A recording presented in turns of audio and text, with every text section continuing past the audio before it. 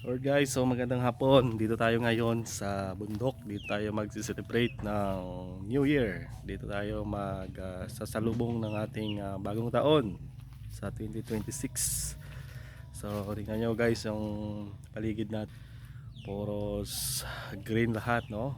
Kulay berde kasi nandito tayo sa probinsya, dito sa bundok.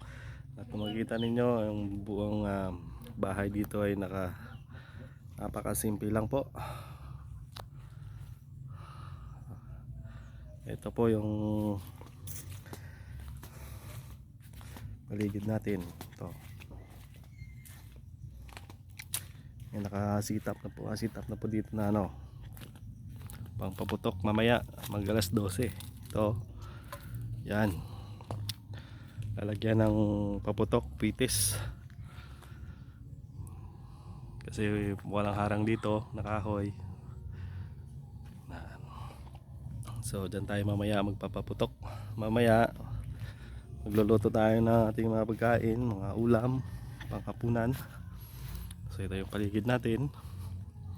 Ayan po, napakaliwalas, napakasimple lamang po ng pamumuhay dito. So dito tayo sasalubong ng bagong taon natin. Mamaya dadating na yung mga